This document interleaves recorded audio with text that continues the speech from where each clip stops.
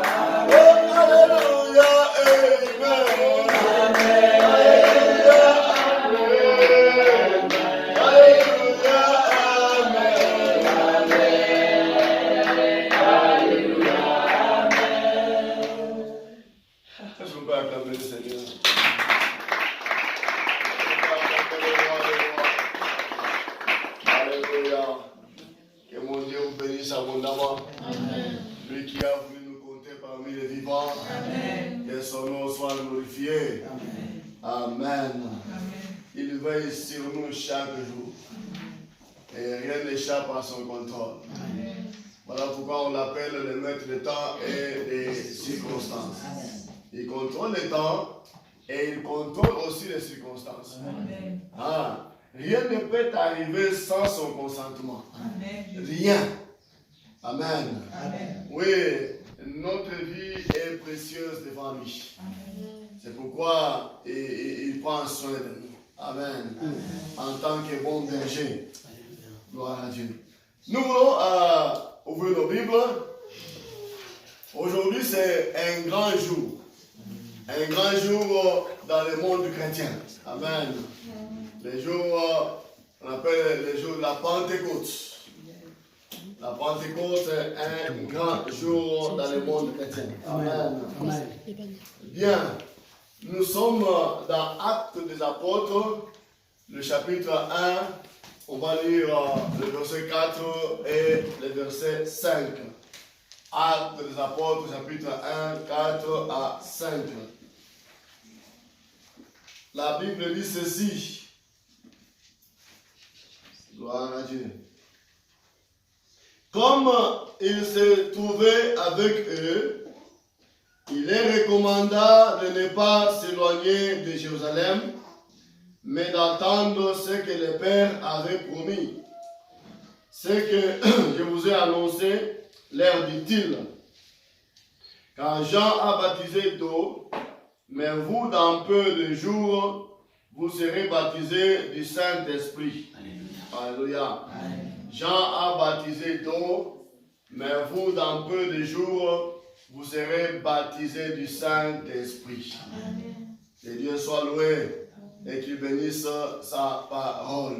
Amen. Alors, Dieu avait fait une promesse. Une promesse qui a fait beaucoup d'années. Je dirais même des siècles. Mais cette promesse, malgré sa durée, elle devait s'accomplir. Alléluia. Ici, j'aimerais dire à quelqu'un d'emblée, Dieu veille sur sa promesse pour faire quoi? Pour l'accomplir. Quel que soit le temps que la promesse pourra prendre, Dieu l'accomplira toujours. Amen. Parce que notre Dieu est fidèle. Amen. Alors, ce que Dieu t'a dit en secret, même si ça a pris 10 ans, même si ça a pris 15 ans, cela va s'accomplir. La promesse d'Abraham a fait 25 ans, mais elle s'était accomplie. Amen. Il dit, attendez ce que le Père a promis, parce que vous, dans peu de temps, vous serez baptisés du Saint-Esprit. Jean-Baptiste, le précurseur, a amené le baptême d'eau, qu'on appelle baptême de repentance. Le baptisé croyait à celui qui allait venir, le Messie, qui ôtait les péchés du monde. C'est pourquoi on appelle le baptême de Jean, baptême de la repentance. Amen. Oui, baptême de la personne qui reconnaît ses péchés et qu'il le confesse et qu'il les abandonne. Amen. Mais Jésus a donné une autre définition de ce baptême-là. Le baptême par immersion, ça symbolisait la mort et la résurrection de Jésus. Amen. C'était un baptême prophétique qui parlait de la mort et de la résurrection. C'est pourquoi Paul dit que nous étions ensevelis avec lui par le baptême en sa mort. Et nous étions ressuscités avec Christ par sa résurrection. Amen. Et nous disons que le baptême par immersion a un message prophétique. La mort et la résurrection. Nous pouvons trouver ça, on n'a pas le temps de lire, dans Colossiens 2, les versets 12 à 13 et Romains 6, 3 à 5. Amen. Alors, être baptisé du Saint-Esprit, c'est quoi? D'abord, le thème de ce matin s'intitule « Les signes du baptême du Saint-Esprit ». Les signes initiaux du baptême du Saint-Esprit. Voilà le thème de ce matin. Je sais qu'être baptisé du Saint-Esprit signifie quoi? Être baptisé du Saint-Esprit, pour moi, signifie être rempli du Saint-Esprit. Être rempli du Saint-Esprit. Ou en d'autres termes, être immergé dans le Saint-Esprit. Être imbibé dans le Saint-Esprit. Alléluia. C'est comme les chiffons qu'on a trempés dans l'eau. Ce sont les baptêmes du Saint-Esprit. Et une personne qui est baptisée du Saint-Esprit va présenter des signes. Quand quelqu'un est baptisé du Saint-Esprit, il ne restera pas oisif. Cette personne va présenter des signes. Des signes qui montrent qu'elle est baptisée du Saint-Esprit. Les signes qui montrent qu'elle est immergée dans le Saint-Esprit. J'aimerais que nous puissions comprendre cela aujourd'hui. Alléluia. Nous ne pouvons pas prêcher Christ religion. Aujourd'hui, les gens prêchent Christ religion, c'est-à-dire comme un système là. Ouais. Comme une coutume là. Ouais. Quand on est rempli du Saint-Esprit, il y a des signes qui vont se manifester. Alléluia. Il y a des signes. Et j'aimerais ce matin que nous puissions parler de ces signes qui montrent que la personne est réellement remplie du Saint-Esprit. La personne est réellement immergée dans le Saint-Esprit. Amen. Alors, premier signe dont nous voulons parler ce matin, premier signe, c'est de parler en langue. La Bible dit que le jour de la Pentecôte, ils parlèrent dans d'autres langues. Ça peut être de langue des hommes ou de langue des anges. Alléluia. Comme le jour de la Pentecôte, ils parlaient de langue des hommes parce que les gens qui étaient là les entendaient dans leur langue. C'est-à-dire, tu n'es pas Mukongo, mais tu commences à parler en Kikongo. Tu n'es pas Luba, tu commences à parler en Chiluba. Amen. Poussé par le Saint-Esprit. Mais tu peux aussi parler de langue des anges. Et ce jour-là, comme signe, il parlait dans notre langue. Amen. Ah. Ce qui fait que les étrangers qui étaient là pouvaient les entendre. Ça, c'est le signe initial qui montre que la personne est remplie du Saint-Esprit. Amen. C'est très important. Très important. Alors, là, on peut trouver ça dans Actes 2, 4. Et deuxième signe, c'est la manifestation prophétique et la déclaration de la louange. Nous pouvons ça, on peut lire ça rapidement dans Acte 10, le verset 46. Dans la manifestation prophétique et la déclaration de la louange. Nous sommes dans Acte 10, 46. Ça, on doit quand même lire ça. Oh, gloire à Dieu. Acte chapitre 10, le verset 46. La Bible dit ceci, au verset 46, car ils les entendaient parler en langue et ils glorifiaient Dieu. Donc ceux qui sont remplis du Saint-Esprit, ils glorifiaient Dieu. Ils faisaient une déclaration prophétique. Amen. C'est pourquoi Joël a dit que quand Dieu va répandre l'esprit, vos jeunes feront quoi? Prophétiseront. Bien aimé, quand tu es rempli de Saint-Esprit, tu n'auras pas besoin d'autres prophéties. Tu n'auras pas besoin de faire la quête quelque part pour qu'on puisse prophétiser sur toi. Non. Dieu peut te donner des révélations. Amen. Tu peux recevoir des révélations sous l'onction du Saint-Esprit.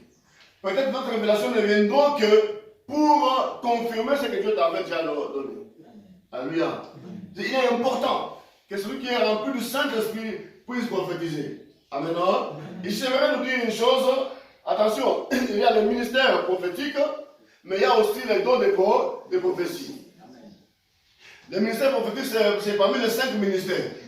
Amen. Là, il faut être appelé par Dieu comme prophète. Mais il y a les dons prophétiques. Ça, c'est donné,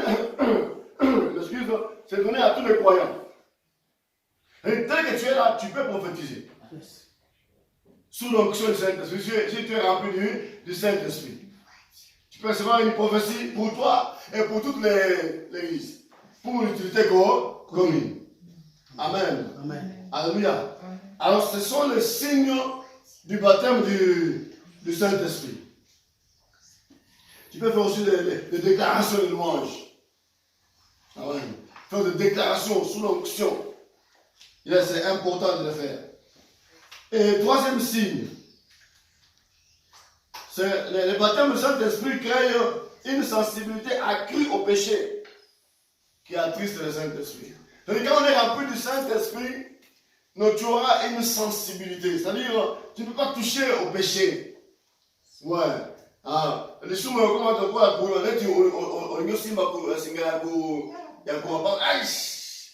ici, il y a les coins, ici, il y a les péchés.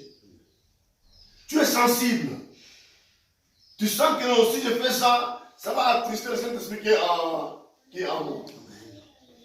C'est ça. Alors aujourd'hui, moi, ça m'étonne.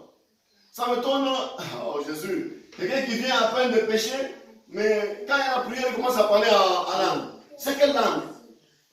C'est quelle langue? Ce n'est pas, ou bien tu t'es tellement habitué à ça, et ça commence à sortir à tout moment. Même quand tu as péché. Non. Ouais. Tu auras cette sensibilité-là. Ouais. Si je fais ça, ça va attrister le Saint-Esprit qui est en moi. Yes. Ouais. Ça, c'est sous l'onction. Quelqu'un qui est rempli du Saint-Esprit, il aura cette crainte-là. Ouais. Alors, je ne peux pas faire ça. Ouais. Je veux trahir la race de mon Dieu. Ouais. Mais aujourd'hui, je me demande où est ce signe-là dans l'église. Le monde va de mal en pire. Ouais.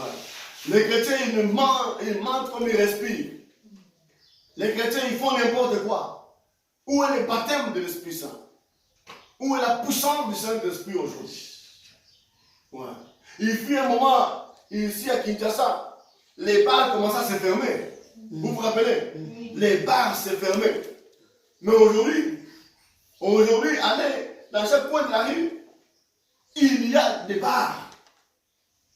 Voilà. Hier, je revenais de quelque part. Pour la première entrée de la CPG, j'ai trouvé un garçon avec le panneau, les pancartes, en train de dire Jésus revient bientôt, répandez-vous. Je l'ai encouragé ce petit. En tout cas, c'est une bonne initiative. Amen. Où sont ces messages aujourd'hui? Où est le message de la répandance aujourd'hui? Où est la crainte de Dieu aujourd'hui? Pour ceux qui se disent Pentecôte, où est la vraie Pentecôte aujourd'hui? Je viens de réfléchir ça hier. Je dis, où est la vraie Pentecôte? Les bars aujourd'hui. Oh, n'en parlons pas. À la Steve ici, il n'y avait pas de bars. Mais il faut voir chaque point de la rue. Parce que, oh, l'évangile aujourd'hui. L'évangile. Voilà. Être chrétien aujourd'hui, ça fait la honte. Être passé, ça fait la honte aujourd'hui. Ouais. Parce que le Saint-Esprit n'est pas là. Il n'y a pas la plénitude du Saint-Esprit. Il n'y a pas de signe initial du Saint-Esprit aujourd'hui. la sensibilité accrue au péché. Ouais. On fait ce qu'on veut. Où est ce signe? Alléluia. Oh, je prie mon Dieu que ce signe revienne. Je prie mon Dieu que cette Pentecôte soit différente d'autres Pentecôtes. Yes. Je prie mon Dieu que les réveils reviennent au Congo et à Kinshasa. Alléluia. Et quatrième signe. Je laisse avant de toucher le quatrième signe. Jean 16, 8 dit, quand le consolateur viendra, il vous convaincra, il convaincra le monde en ce qui concerne le péché. La justice et le jugement. Est-ce que cette esprit convainc encore le monde aujourd'hui? Est-ce que le monde est persuadé aujourd'hui? Alléluia. Quatrième signe. Une vie qui donne gloire à Dieu. C'est-à-dire, quand le Saint-Esprit vient, la personne sent que ma vie doit donner gloire à qui? À Dieu. Ouais. Je dois glorifier Dieu en tout dans ma vie. Parce que Jean 16, 14 dit que quand il viendra, il me glorifiera. Il me glorifiera. Alléluia. Est-ce que ce que tu fais donne gloire à Dieu? C'est la grande question. Est-ce que ça donne gloire à Dieu? Amen. Je vais nous lire Acte 4, 33. Acte 4, le verset 33. Oh Jésus.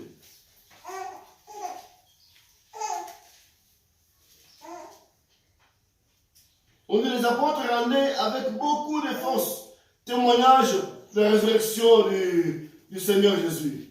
Et une grande grâce reposait sur eux et tous. Amen. Amen. Bien-aimé, ma parole doit rendre gloire à Dieu. Amen. Mais même mon accoutrement doit rendre gloire à qui? À Dieu. Ouais. Témoigner de la grandeur de Dieu. Ah, tel que je suis, c'est la grâce de Dieu. Ouais. Non, moi autrefois, j'étais pécheur, j'étais coureur de jupons, j'étais impudique, mais Dieu m'a sauvé. Amen. Comment ça rend de gloire à qui? À Dieu. Dieu m'a sauvé. Dieu m'a délivré. J'étais dans l'occultisme. J'étais dans la magie. J'étais dans la sorcellerie. Mais Dieu m'a délivré. Dieu m'a sauvé. Alléluia. Je dis une fois quelque part qu'il faut témoigner de ce que Dieu a fait là. Aujourd'hui, les chrétiens, ils ont honte de témoigner de ce que Dieu a fait. Marie-Madeleine pouvait dire, j'étais prostituée. Je dirais, c'est vous me connaissez ici. J'étais prostituée, mais Dieu a changé ma vie. Elle était un témoin vivant de la gloire de Dieu. Quand le Saint-Esprit est en toi, bien aimé, tout ce qui est en toi doit rendre gloire à Dieu. Alléluia. Ouais. L'Esprit Saint va te pousser à ça. Tu vas voir les passer comme une pourriture. Comme une pourriture. Amen. Ouais. C'est important. Quand tu as honte de dire ce que tu étais autrefois. Quelqu'un a dit, je l'ai dit une fois, quelqu'un a dit, on ne peut pas changer bien sûr les passés. Ouais, les passés est passé, mais on peut changer le futur. On peut changer l'avenir. Alléluia. Ouais. Le passé va nous aider à recadrer les choses. Ouais. Mais notre avenir doit être transformé. Yes. À cause de la présence du Saint-Esprit en nous. Amen. Alléluia. Donc, si tu réellement tu es rempli du Saint-Esprit, tu dois rendre gloire à qui? Gloire à Dieu. Amen. Je m'habille comme ça pour la gloire de qui? La gloire de Dieu. Autrefois, je m'habille avec des courtes jupes, mais aujourd'hui, j'ai de longues jupes pour la gloire de qui? La gloire de Dieu. Alléluia. Autrefois, je me maquillais n'importe comment, mais aujourd'hui, je le fais comme ça pour la gloire de Dieu. Pour la gloire de Dieu. Oh, alléluia. Bon, ta vie doit rendre gloire à qui? À Dieu. C'est très important. Amen. Colossiens 3, 17 dit ceci. Quoi que vous fassiez, en parole ou en œuvre, faites tout au nom du Seigneur Jésus, en rendant par lui des actions de grâce à Dieu le Père. Amen. En parole ou en œuvre, faites tout pour la gloire de Dieu. Alléluia. Gloire à Dieu. Cinquième signe. Cinquième signe, c'est la manifestation des divers dons de l'esprit.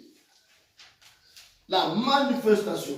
Là, nous sommes dans 1 Corinthiens 12, 4 à 10. Alléluia. Celui qui est rempli du Saint-Esprit, bien aimé, il y aura des manifestations des dons en lui. On avait déjà cité les dons de prophétie. Il y a les dons de parler en langue. Il y a les dons de miracles. Il y a les dons de foi. Il y a les dons d'interprétation. Il y a les dons de discernement. Ouais. Si réellement tu es rempli du Saint-Esprit, tu vas manifester les 9 dons de l'Esprit en toi. C'est possible. Écoutez, ça ce n'est pas seulement pour les pasteurs. C'est pour tous les chrétiens. Tout chrétien rempli du Saint-Esprit. Alléluia. Voilà pourquoi même le diacre Pierre, plutôt le diacre Philippe, en tant que diacre, pouvait manifester les dons spirituels à lui. C'est pour nous tous. C'est pour toi et c'est pour moi. Et Paul nous exhorte à les désirer. Et ça va venir si tu es rempli du Saint-Esprit. Si tu es baptisé dans le Saint-Esprit. Ça va venir. Et tu seras une bénédiction pour l'Église. Alléluia. Écoute-moi, tu es appelé à être une bénédiction pour l'Église. Alléluia. Tu parles de quelqu'un? Non, ne sois pas un chrétien qui vient seulement chauffer les bancs.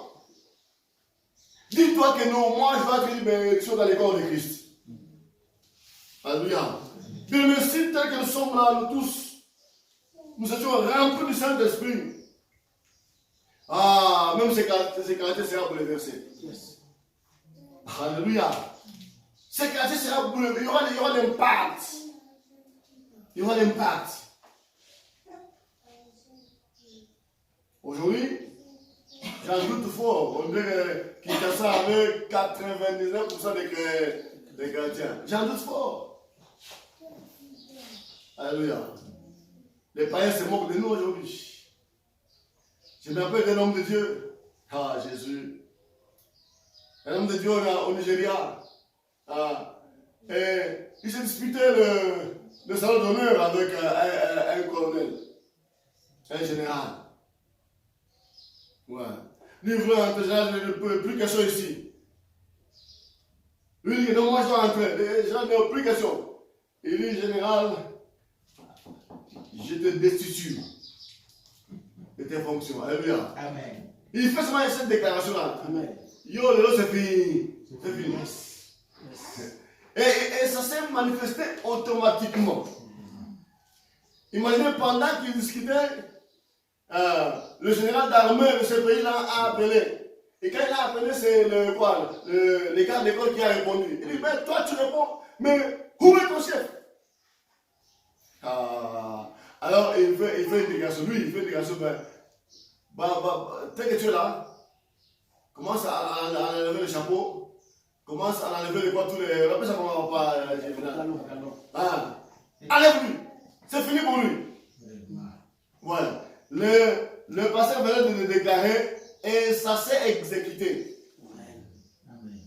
Et le pasteur est entré dans le salon d'honneur. Alléluia. Vous avez compris? Mon Dieu. Non, mais le point de c'est pour nous encore aujourd'hui. Ouais. Nous devons les désirer. Si nous sommes remplis du Saint-Esprit, on doit commencer à faire des déclarations et ça va se manifester. Parce que ça ne viendra pas de nous, ça viendra du Saint-Esprit qui est en nous. Christ a dit clairement, quand on va vous demander quelque part, ne vous inquiétez pas de ce que vous n'allez pas parler. Le Saint-Esprit fera quoi? Le Saint-Esprit va vous communiquer mais sur place à ce que vous allez dire. Oh, alléluia. C'est très important. Alors, cherche à être rempli du Saint-Esprit. Voilà. Aujourd'hui, bien aimé, je me dis, où sont les prophètes aujourd'hui? Où sont les prophètes qui vont entendre les insignes du Seigneur et communiquer au pays, communiquer au président? Où sont-ils? Même pour la pandémie aussi. Où sont les prophètes qui vont entendre la voix du Saint-Esprit et qui vont dire, ça c'est le jugement de Dieu, ça c'est ce que Dieu... Où sont-ils aujourd'hui? Alléluia. Parce que les prophètes, ou même le prophète aujourd'hui, doit entendre la voix du Créateur. Oh, que les réveils reviennent au Congo. Alléluia. Donc, cinquième signe, c'est la manifestation de l'univers don du Saint-Esprit. Sixième signe, c'est un plus grand désir de prier. C'est un plus grand désir de prier. Là, c'est le sixième signe. Bien aimé, celui qui est rempli du Saint-Esprit, on ne doit pas le forcer à prier. Alléluia. Lui, il va commencer à sentir ce désir de faire quoi? De prier. Il a un désir ardent, lui. S'il ne prie pas, il est malade. Il est malade. Ouais. On ne va pas te pousser, non, viens prier, non. Tu vas te créer toi-même un endroit quelque part. Tu vas te dire quelque part, tu commences à prier. J'ai vu des cas des entreprises. Pendant l'heure de pause, là, les autres sont allés prendre, je ne sais quoi. Lui, il s'enferme quelque part. Ouais, il est là en train de communiquer avec son Dieu. Ouais.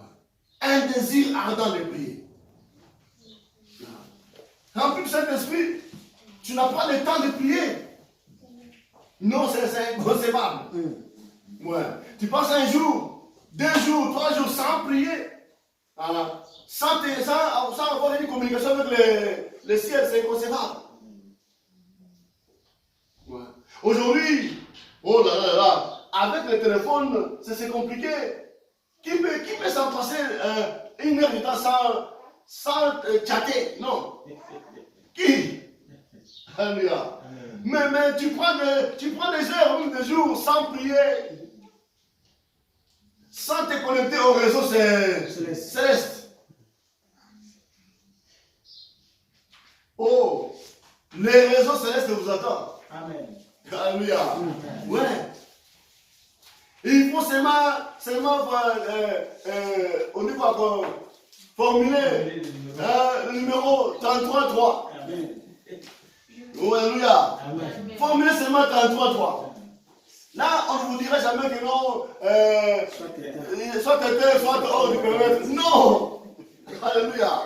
24 heures sur 24. Ces réseaux-là est opérationnel. Même à n'importe quelle heure. Amen. Alléluia. Amen. Ah, bien aimé, Dieu veut que tu prennes même 5 minutes. Dieu s'est exagéré. Amen. Hein? Mais celui qui dit 1 heure dans tes parvis vaut mieux que 1000 ailleurs. Amen. Hein? Et je vous assure, celui qui fléchit ses genoux ne manquera pas de révélations. Amen. Je parle à quelqu'un. La Bible dit ceci, j'aimerais te révolter. Elle veut dire qu'un peuple sans révélation est un peuple sans frère.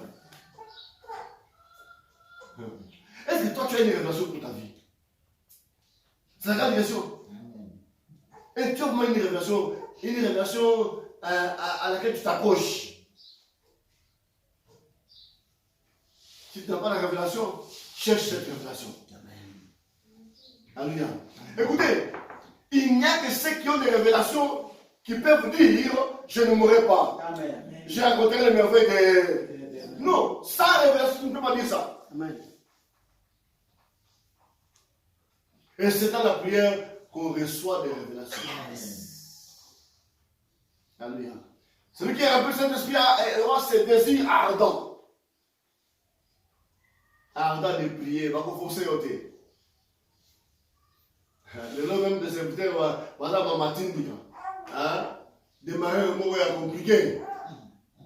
On va dire, ouh, et que couper la kuna. Alléluia. Non. Non. Les pierres d'avant n'avaient pas compris ça. Alléluia. Les pierres d'avant, on devait les supplier. Pierre, même l'heure du temps, tu n'as pas prié avec moi. Mais les pierres d'après, il avait compris que non, la prière était une force. Amen. Quelqu'un a dit, la prière c'est l'arme des faibles. Alléluia. Si tu te sens faible, entre en prière. Dieu va transformer tes faiblesses en force. Amen. La prière. Amen. Ouais.